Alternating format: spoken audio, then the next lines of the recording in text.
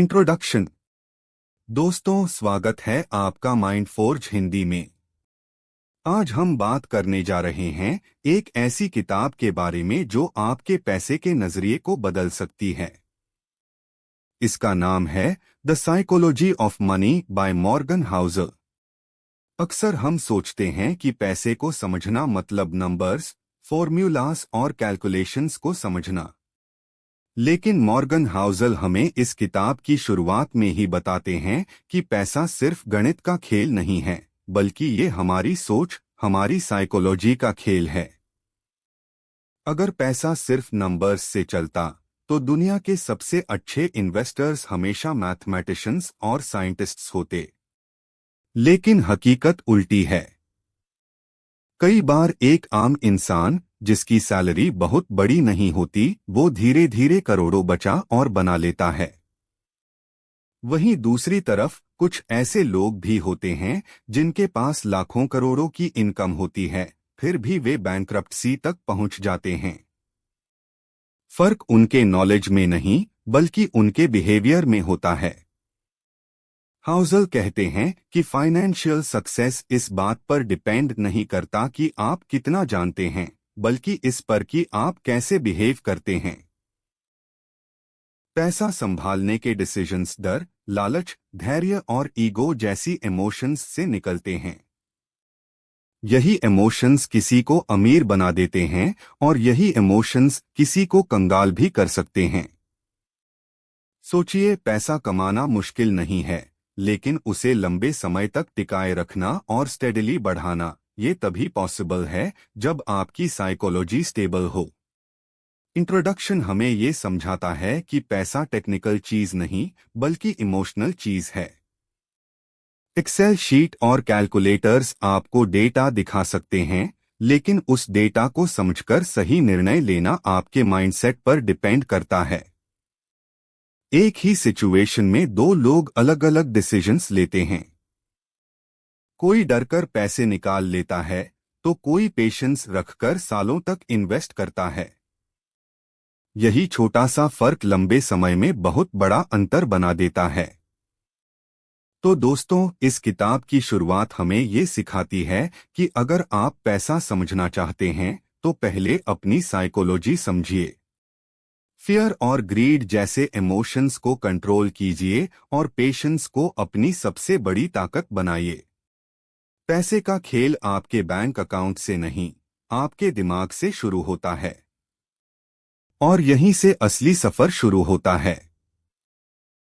अगले चैप्टर में हम जानेंगे कि क्यों हर इंसान का पैसों को देखने का नजरिया अलग होता है और कैसे ये डाइवर्सिटी हमें कई गहरी सीख देती है।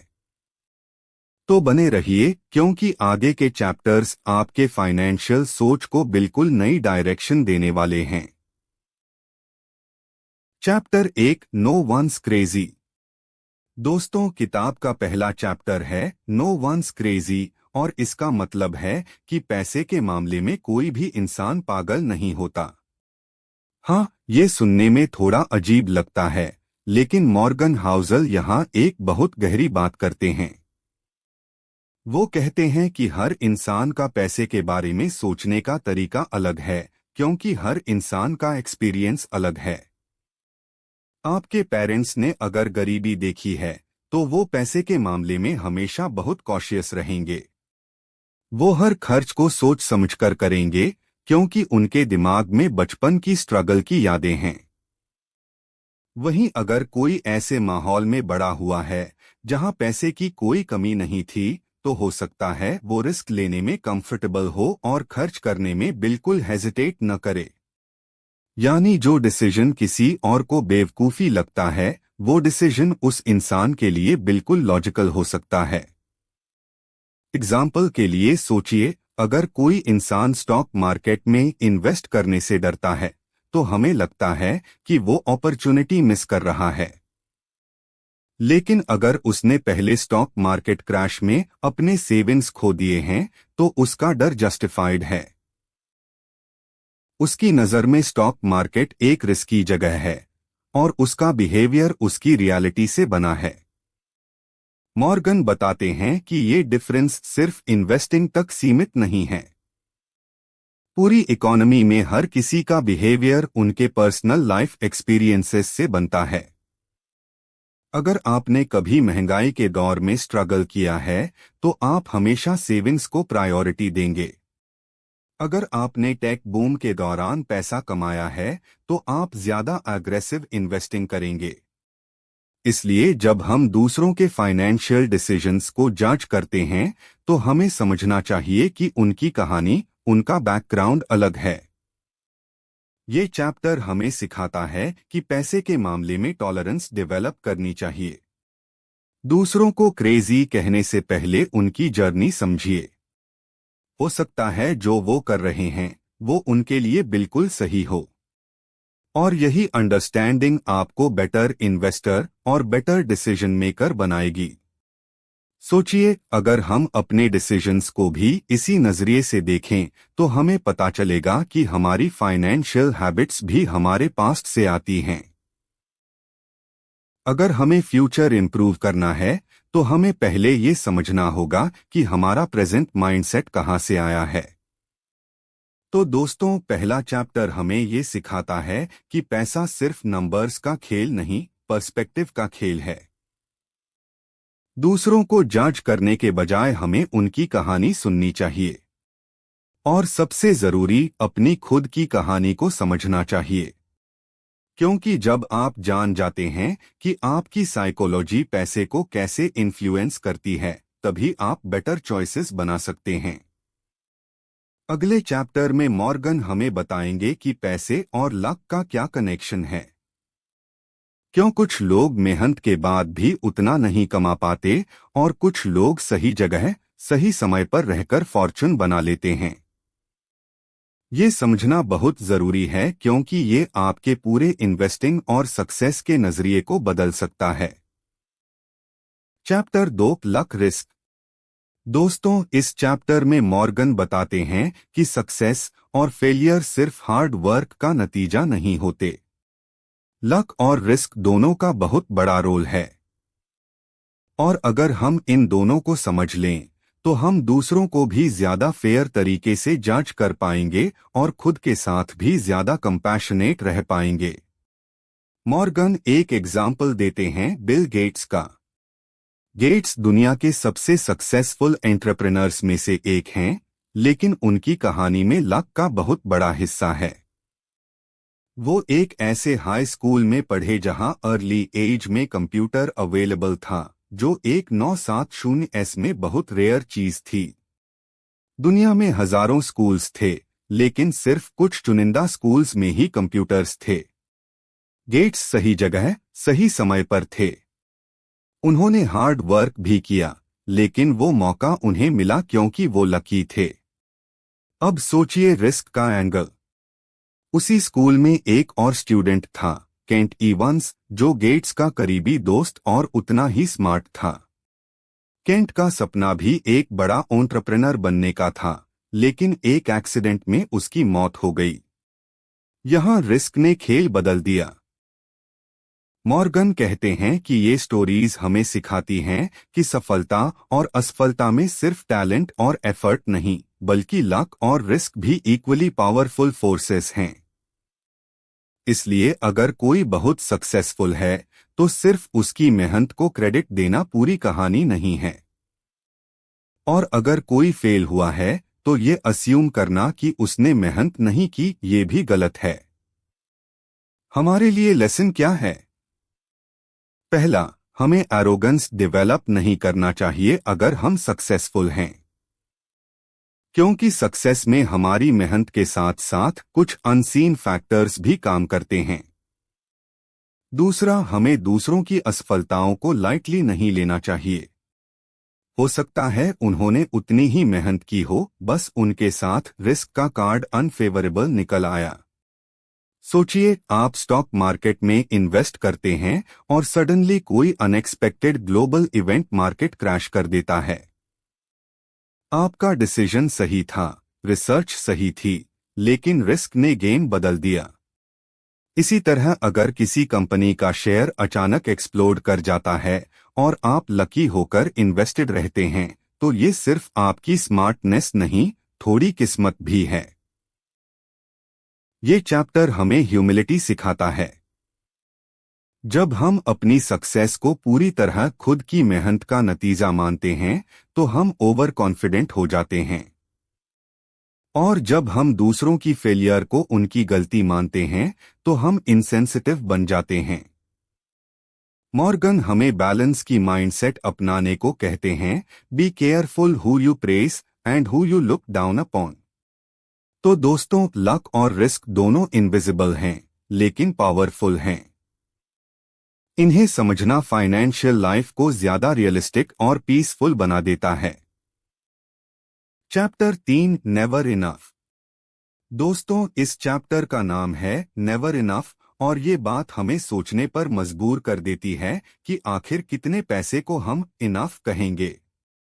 मॉर्गन यहाँ एक कहानी बताते हैं, एक ऐसे आदमी की जिसने हिस्ट्री का सबसे बड़ा फाइनेंशियल फ्रॉड किया, बर्नी मडोफ। ये आदमी पहले से ही बहुत अमीर था, उसके पास करोड़ों डॉलर थे, लेकिन फिर भी वो और पैसा कमाने के लिए लोगों से धोखा करता रहा। आखिरकार उसकी स्कैम पकड़ी गई और उसने अपनी पूरी रेपुटेशन, फ्रीडम और फैमिली सब कुछ खो दिया। मॉर्गन का पॉइंट सिंपल है, कई बार लोग इतनी दौड़ में लग जाते हैं कि उन्हें पता ही नहीं चलता कि उन्हें असल में कितने की जरूरत है। उनके पास ऑलरेडी इतना होता है कि वो आराम से जी सकते हैं, लेकिन ग्रीड उन्हें और रिस्क लेने पर मजबूर कर देता है। अब आप सोच रहे होंगे, ग्रीड गलत है, ये तो सब जानते हैं। हाँ, लेकिन प्रॉब्लम ये है कि ग्रीड बहुत सटल होती है। आज अगर आपको 50,000 की सैलरी मिलती है तो आप खुश होते हैं, लेकिन जैसे ही एक साल में ये 1 लाख हो जाती है, आप 1.5 लाख के सपने देखने लगते हैं। फिर 2 लाख, फिर 5 लाख।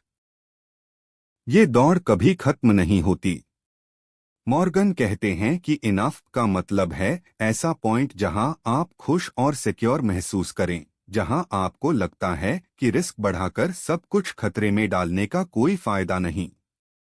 लेकिन प्रॉब्लम ये है कि बहुत से लोग ये पॉइंट डिफाइन ही नहीं करते, और जब आप डिफाइन नहीं करते तो आप हमेशा दूसरों से कंपेयर करते रहते हैं। उसके पास बड़ा घर है, उसके पास ज्यादा लक्ष्यूरी है, मेरे पास क्यों नहीं। Think about it. क्या आपने कभी सोशल मीडिया पर किसी को एक्सपेंसिव कार में देखकर सोचा है कि काश मेरे पास भी होती? यही कंपैरिजन आपको महसूस कराता है कि आपके पास कभी इनफ नहीं है, और यही कंपैरिजन आपको गलत डिसीजंस लेने पर मजबूर करता है। Unnecessary loans, risky investments, overworking और आखिर में डिसैटिस्फैक्शन। लेसन साफ है, अगर आप फाइनेंशियल पीस चाहते हैं तो पहले इनफ डिफाइन करें। लिखिए, आपके लिए कंफर्टेबल लाइफ कैसी दिखती है? कितने पैसे में आप सिक्योर और फ्री महसूस करेंगे? एक बार ये क्लियर हो जाए तो आप समझ जाएंगे कि बियॉन्ड दिस पॉइंट ज्यादा रिस्क लेने की जरूरत नहीं। मॉर्गन कहते हैं कि एक छोटी सी चीज जो आपके पास है और सुरक्षित है, वो ज्यादा वैल्यूएबल है उस बड़ी चीज से जो रिस्क में है। क्योंकि पैसा सिर्फ ग्रो करने के लिए नहीं है, पैसा है आपको फ्रीडम देने के लिए। तो दोस्तों, इस चैप्टर की सबसे पावरफुल बात है, you will never be happy if you are always chasing more. अगर आप डिफाइन नहीं करेंगे कि आपके लिए इनफ क्या है तो ये दौड़ कभी नहीं रुकेगी। Chapter 4, confounding compounding. दोस्तों, इस चैप्टर में मॉर्गन एक बहुत सिंपल लेकिन पावरफुल पॉइंट समझाते हैं, कंपाउंडिंग ही वेल्थ बिल्डिंग का असली जादू है। लेकिन प्रॉब्लम यह है कि ज्यादातर लोग कंपाउंडिंग को सही से समझते ही नहीं। मॉर्गन एग्जाम्पल देते हैं वॉरेन बफेट का। आज वो दुनिया के सबसे बड़े इन्वेस्टर्स में से एक हैं, लेकिन मजेदार फैक्ट ये है कि उनके टोटल नेट वर्थ का लगभग 99% उन्होंने 50 साल की उम्र के बाद बनाया। सोचिए, अगर बफेट 30 की उम्र में इन्वेस्टिंग छोड़ देते तो शायद वो आज उतने बड़े लेजेंड नहीं होते। उनके वेल्थ का सीक्रेट सिर्फ स्मार्ट इन्वेस्टिंग नहीं, बल्कि लंबे समय तक इन्वेस्टेड रहना है। कंपाउंडिंग को समझने के लिए एक छोटा सा थॉट एक्सपेरिमेंट करते हैं। मान लीजिए मैं आपको दो ऑप्शंस देता हूं। एक, आपको आज 1 करोड़ रुपए कैश दे दूं। दो, मैं आपको सिर्फ 1 रुपया दूं, लेकिन वो हर दिन डबल होगा, 30 दिनों तक। ज्यादातर लोग पहला ऑप्शन चुनेंगे, क्योंकि 1 करोड़ सुनने में बहुत बड़ा लगता है। लेकिन अगर आप कैलकुलेट करेंगे, तो 30 दिनों तक हर दिन डबल होने वाला 1 रुपया आपको 5 करोड़ से भी ज्यादा पैसे देगा। यही है कंपाउंडिंग का मैजिक। प्रॉब्लम यह है कि कंपाउंडिंग शुरू में बोरिंग लगती है। पहले कुछ सालों में ग्रोथ स्लो होती है। लोग इम्पेशेंट हो जाते हैं और बीच में ही इन्वेस्ट करना छोड़ देते हैं। लेकिन कंपाउंडिंग का असली मैजिक बाद के सालों में आता है, जब ग्रोथ एक्सपोनेंशियल हो जाती है। मॉर्गन कहते हैं कि यही रीजन है कि पेशेंस इन्वेस्टिंग में सबसे बड़ी सुपर पावर है। मार्केट अप और डाउन होते रहेंगे, न्यूज़ आपको डराएगी, लेकिन जो लोग टिके रहते हैं वही कंपाउंडिंग का असली फायदा उठाते हैं। ये कॉन्सेप्ट सिर्फ पैसों तक सीमित नहीं है। आपके हैबिट्स, नॉलेज, रिलेशनशिप्स, सब पर कंपाउंडिंग काम करता है। रोज 30 मिनट पढ़ने से एक साल में 180 घंटे पढ़ाई हो जाती है। रोज जिम जाने से 2 से 3 साल में पूरा शरीर बदल जाता है। छोटे कंसिस्टेंट स्टेप्स टाइम के साथ मैसिव रिजल्ट्स देते हैं। इसलिए अगर आप वेल्थ बनाना चाहते हैं, तो सबसे पहले पेशेंस डेवलप कीजिए। जल्दी अमीर बनने के शॉर्टकट्स ढूंढना बंद कीजिए। कंपाउंडिंग को टाइम चाहिए, और जितना ज्यादा टाइम देंगे उतना बड़ा रिजल्ट मिलेगा। तो दोस्तों, इस चैप्टर का सबसे बड़ा मैसेज यही है, compounding is not just about returns, it's about time. आपको बस एक काम करना है, अच्छे डिसीजंस लेते रहना और उन्हें टाइम देना। Chapter 5, getting wealthy versus staying wealthy. दोस्तों, अक्सर हम देखते हैं कि बहुत लोग बहुत पैसा कमाने में कामयाब हो जाते हैं, लेकिन कुछ सालों में वो सब कुछ खो देते हैं। मॉर्गन यहाँ बताना चाहते हैं कि पैसा कमाना एक स्किल है, लेकिन उसे टिकाए रखना दूसरी और बड़ी स्किल है। पैसा कमाना involves risk taking, bold decisions और aggressive moves. Entrepreneurs, investors, businessman, ये सब रिस्क लेकर पैसा कमाते हैं। हाई रिवॉर्ड के लिए हाई रिस्क लेना पड़ता है। लेकिन पैसा बनाए रखना मतलब डिसिप्लिन्ड रहना, पेशेंस रखना और अक्सर बोरिंग डिसीजंस लेना। यही अंतर है। मॉर्गन एग्जाम्पल देते हैं, कई startup founders huge success achieve करते हैं और जल्दी अमीर बन जाते हैं। लेकिन कई सालों में उनकी ग्रीड, इंपल्सिव स्पेंडिंग या रिस्की बेट्स उन्हें बैंकरप्ट कर देती हैं। दूसरी तरफ लोग जो कंसिस्टेंट रहते हैं, छोटे छोटे डिसीजंस केयरफुली लेते हैं और अननेसेसरी रिस्क्स अवॉइड करते हैं, वही लॉन्ग टर्म वेल्थ अचीव करते हैं। ये चैप्टर हमें ये भी सिखाता है कि फाइनेंशियल इंडिपेंडेंस और सर्वाइवल माइंडसेट दोनों अलग हैं। गेटिंग वेल्थी माइंडसेट कहता है, मुझे ज्यादा अपॉर्चुनिटीज चाहिए, ज्यादा ग्रोथ चाहिए, लेकिन स्टेइंग वेल्थी माइंडसेट कहता है, मुझे जो है उसको सुरक्षित रखना है और अननेसेसरी रिस्क नहीं लेना। मॉर्गन एक सटल लेकिन बहुत इंपॉर्टेंट पॉइंट जोड़ते हैं, कभी कभी फाइनेंशियल ह्यूमिलिटी ही आपको रिच बनाती है। ओवर कॉन्फिडेंस, ईगो और दिखावे के लिए डिसीजंस लेना अक्सर वेल्थ डिस्ट्रॉय कर देता है। इसलिए जो लोग हमेशा मार्केट के टॉप ट्रेंड्स या फ्लैशी इन्वेस्टमेंट्स में कूदते रहते हैं, वो अक्सर जल्दी फेल हो जाते हैं। असली लेसन ये है कि आपका बिहेवियर आपका सबसे बड़ा एसेट है। जितना डिसिप्लिन्ड और रैशनल आप अपने डिसीजंस में रहेंगे, उतना पैसा लंबी अवधि तक आपके पास रहेगा। शॉर्ट टर्म एक्साइटमेंट या ईगो बूस्ट के लिए रिस्की मूव्स करना टेम्पटिंग होता है, लेकिन ये लंबे समय में नुकसान ही देता है। सोचिए, अगर आपने सालों मेहनत करके पैसे कमाए हैं, तो क्या आप एक इम्पल्सिव डिसीजन से सब खोना चाहते हैं? यही रीजन है कि स्टेइंग वेल्थी माइंडसेट जिंदगी में ज्यादा जरूरी है। वेल्थी रहने के लिए पेशेंस, सेल्फ कंट्रोल और फ्लेक्सिबिलिटी डेवलप करना पड़ता है। तो दोस्तों, इस चैप्टर का सबसे बड़ा टेकअवे यही है, कमाना अलग है, बनाए रखना अलग है। अगर आप चाहते हैं कि आपका पैसा सालों तक आपके साथ रहे, तो ईगो, ग्रीड और इम्पल्सिवनेस को कंट्रोल करना सीखें। Chapter 6 tells you win. दोस्तों, इस चैप्टर का मेन आइडिया ये है कि अक्सर हमारी जिंदगी और पैसे की ग्रोथ में स्मॉल, रेयर और एक्सट्रीम इवेंट्स का असर सबसे ज्यादा होता है। मॉर्गन इसे कहते हैं टेल्स, मतलब वो मोमेंट्स जो रेयर होते हैं लेकिन उनके आउटकम्स बहुत बड़े होते हैं। एग्जाम्पल के लिए सोचिए, स्टॉक मार्केट में बहुत सारे इन्वेस्टर्स होते हैं जो सालों तक इन्वेस्ट करते हैं। इनमें से कुछ लोग मॉडरेट रिटर्न्स पाते हैं, कुछ लोग लॉसेस फेस करते हैं। लेकिन कुछ इन्वेस्टर्स होते हैं जो रेयर अपॉर्चुनिटीज या सही टाइमिंग की वजह से एक्स्ट्राऑर्डिनरी वेल्थ बना लेते हैं। ये रेयर इवेंट्स, टेल इवेंट्स, ही उन्हें बाकी लोगों से अलग बनाते हैं। मॉर्गन कहते हैं कि प्रॉब्लम ये है कि हम इन रेयर इवेंट्स को अंडर एस्टिमेट करते हैं। हम सोचते हैं कि कंसिस्टेंसी ही सब कुछ है, लेकिन असली मैजिक वही होता है जो एक आध रेयर डिसीजंस या इवेंट्स में आता है। उदाहरण के तौर पर अमेज़न या गूगल के अर्ली इन्वेस्टर्स, उन्होंने सिर्फ इन्वेस्टेड किया, लेकिन उनका पे ऑफ दुनिया बदल देने वाला था।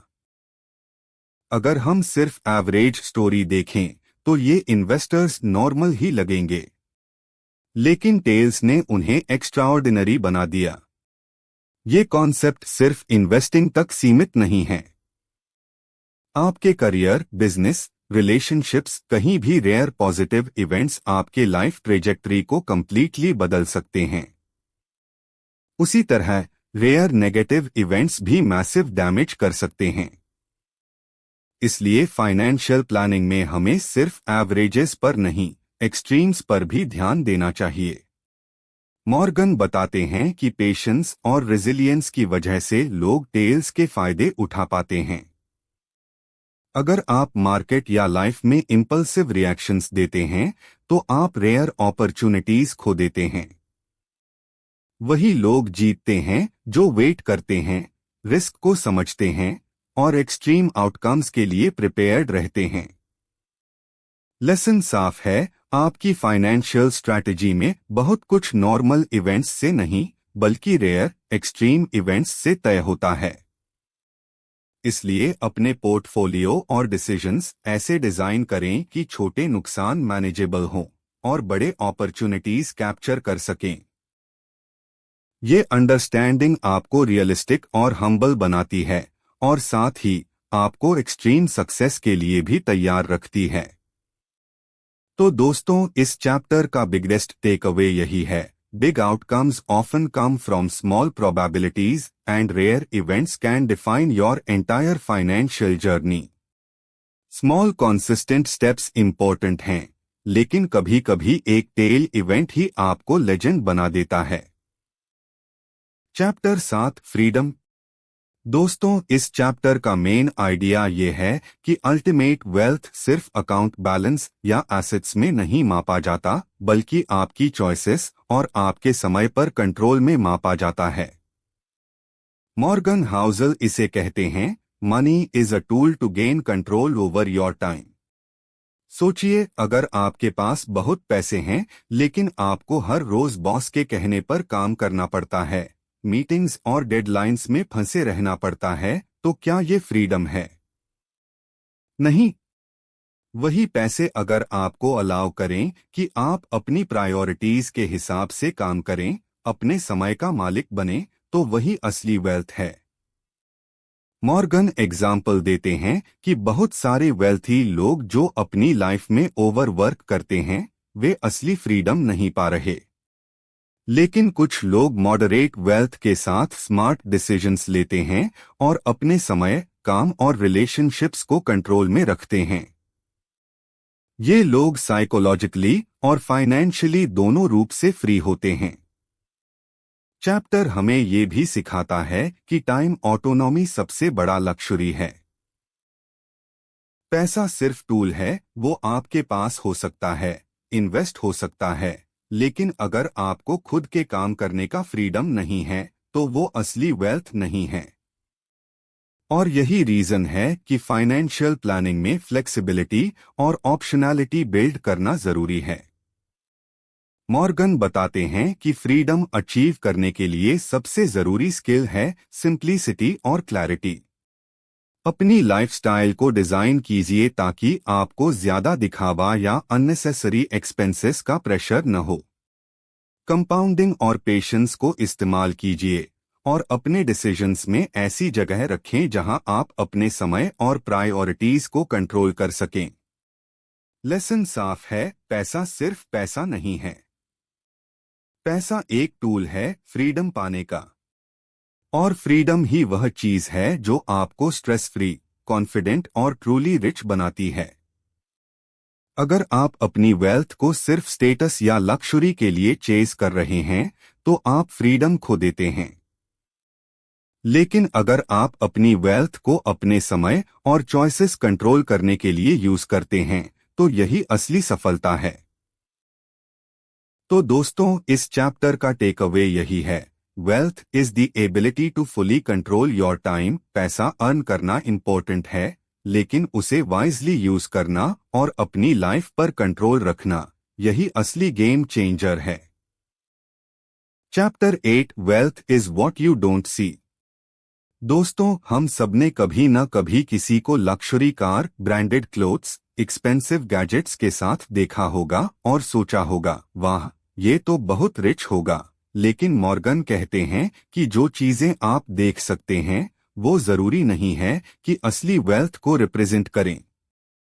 असल में वेल्थ वो है जो दिखाई नहीं देती, आपकी सेविंग्स, आपके इन्वेस्टमेंट्स, आपके पास मौजूद सिक्योरिटी और ऑप्शंस। जो पैसा आपने खर्च नहीं किया वही आपका असली एसेट है। सोचिए, अगर कोई व्यक्ति हर साल लक्जरी आइटम्स खरीदता है, दिखावे के लिए पैसा उड़ाता है, तो बाहर से वो अमीर दिख सकता है, लेकिन अंदर से उसका बैंक अकाउंट खाली हो सकता है या वो लोन्स में डूबा हो सकता है। वहीं दूसरा इंसान जो सिंपल लाइफस्टाइल जीता है, कम दिखावा करता है, लेकिन साइलेंटली अपने पैसे इन्वेस्ट करता रहता है, वही लॉन्ग टर्म में रिच और फाइनेंशियली फ्री बनता है। मॉर्गन हमें समझाते हैं कि सोसाइटी में दिखावा बहुत कॉमन है। लोग स्टेटस दिखाने के लिए एक्सपेंसिव चीजें खरीदते हैं ताकि दूसरों को इम्प्रेस कर सकें। लेकिन यही हैबिट लोगों को पुअर बना देती है, क्योंकि पैसा खर्च करने से वेल्थ घटती है। वेल्थ बढ़ाने का तरीका है खर्च करने से ज्यादा बचाना और इन्वेस्ट करना। इस चैप्टर का सबसे बड़ा मैसेज ये है कि wealth is the financial assets you don't spend. वो पैसा जो आपने फ्यूचर के लिए बचाया, वो घर जो आपने बिना भारी कर्ज के खरीदा, वो इन्वेस्टमेंट्स जो क्वाइटली ग्रो कर रहे हैं, यही आपकी असली स्ट्रेंथ है। मॉर्गन एक पावरफुल पॉइंट कहते हैं, people want to be rich to show they are rich, but true wealth is what you don't show. यानी अगर आप अपने पैसे को सिर्फ दिखाने में खर्च कर रहे हैं तो आप असली रिच नहीं बन रहे, आप सिर्फ रिच दिखने की कोशिश कर रहे हैं। तो दोस्तों, अगली बार जब आप किसी को एक्सपेंसिव कार में देखें तो सोचिए ये उनकी चॉइसेस हैं, उनकी प्रायोरिटीज हैं। लेकिन असली इंस्पिरेशन उन लोगों से लीजिए जो साइलेंटली अपने पैसे ग्रो कर रहे हैं और लॉन्ग टर्म फ्रीडम बना रहे हैं। लेसन साफ है, दिखावा छोड़िए, वेल्थ बिल्ड कीजिए। फाइनेंशियल फ्रीडम का मतलब है फ्यूचर में ऑप्शंस होना, और ऑप्शंस सिर्फ तब मिलते हैं जब आपके पास सेव्ड और इन्वेस्टेड पैसा हो। Chapter 9 savings. दोस्तों, इस चैप्टर का मेन पॉइंट सिंपल है, आपकी इनकम से ज्यादा इम्पोर्टेंट है आपकी सेविंग रेट। मॉर्गन कहते हैं कि अक्सर लोग फोकस करते हैं कि मुझे ज्यादा कमाना है, बिगर सैलरी, बिगर बिजनेस, बिगर रिटर्न्स। लेकिन रियलिटी ये है कि वेल्थ बनाने का सबसे आसान और डायरेक्ट तरीका है खर्च को कंट्रोल करना और बचत बढ़ाना। सोचिए, अगर आप 1 लाख रुपए महीने कमाते हैं और 90,000 रुपए खर्च कर देते हैं, तो आपकी सेविंग सिर्फ 10,000 रुपए है। वहीं कोई दूसरा इंसान 50,000 रुपए महीने कमाता है लेकिन 20,000 रुपए खर्च करता है, तो वो 30,000 रुपए सेव कर लेता है। कम कमाई के बावजूद उसकी वेल्थ तेजी से ग्रो करेगी। मॉर्गन समझाते हैं कि सेविंग्स आपके बिहेवियर पर डिपेंड करती है, न कि मार्केट के परफॉर्मेंस पर। आप मार्केट को कंट्रोल नहीं कर सकते, इकोनॉमी को कंट्रोल नहीं कर सकते, लेकिन आप ये कंट्रोल कर सकते हैं कि आप कितना खर्च करते हैं और कितना बचाते हैं। सेविंग्स को लेकर एक और मिथ है, लोग सोचते हैं कि सेव करने के लिए सैक्रिफाइस करना पड़ेगा, अपनी लाइफ बोरिंग बनानी पड़ेगी। लेकिन मॉर्गन कहते हैं कि ये माइंडसेट गलत है। सेविंग का मतलब है फ्यूचर के लिए फ्रीडम खरीदना। जब आप आज बचत करते हैं तो आप कल के लिए ऑप्शंस क्रिएट कर रहे हैं। ये आपको जॉब छोड़ने, रिस्क लेने या इमरजेंसीज हैंडल करने की शक्ति देता है। मॉर्गन ये भी कहते हैं कि सेविंग्स का कोई फिक्स्ड टारगेट नहीं होना चाहिए। जितना ज्यादा सेव कर सकते हो करो, क्योंकि लाइफ अनप्रेडिक्टेबल है। आप नहीं जानते कि कब आपको एक्स्ट्रा पैसे की जरूरत पड़े। ये चैप्टर हमें एक बहुत पावरफुल ट्रूथ सिखाता है, वेल्थ बनाने का सबसे बड़ा फैक्टर है आपका खर्च कंट्रोल में रखना। ज्यादा पैसे कमाने का कोई मतलब नहीं अगर आप सब खर्च कर दें। लेकिन एवरेज इनकम के साथ भी आप अमीर बन सकते हैं अगर आपकी सेविंग हैबिट स्ट्रांग है। सोचिए, भारत में कितने लोग हैं जो मिडिल क्लास सैलरी पर भी करोड़पति बन जाते हैं क्योंकि वो डिसिप्लिन के साथ सालों तक सेव और इन्वेस्ट करते हैं। ये मैजिक नहीं है, ये हैबिट है। तो दोस्तों, इस चैप्टर का टेक अवे यही है, you can build wealth without a high income but you can not build wealth without a high savings rate. जितना जल्दी आप सेविंग हैबिट को प्रायोरिटी देंगे, उतना जल्दी आप फाइनेंशियल फ्रीडम पा सकेंगे। Chapter 10 reasonable rational. दोस्तों, हम सबने सुना है कि इन्वेस्टिंग में लॉजिक और रैशनल थिंकिंग बहुत जरूरी है। लेकिन मॉर्गन कहते हैं कि अगर आप अपनी इन्वेस्टमेंट्स और फाइनेंशियल डिसीजंस में कंप्लीटली रैशनल बनने की कोशिश करेंगे, तो आप प्रैक्टिकल लाइफ में अनकंफर्टेबल हो सकते हैं। रीजन है कि हम इंसान हैं, रोबोट्स नहीं। हमारे डिसीजंस सिर्फ लॉजिक से नहीं, इमोशंस से भी ड्रिवन होते हैं। अगर आप अपनी पूरी फाइनेंशियल प्लानिंग सिर्फ स्प्रेडशीट्स और फॉर्मूलास पर बेस करेंगे, तो रियल वर्ल्ड सिचुएशंस में टिक पाना मुश्किल होगा।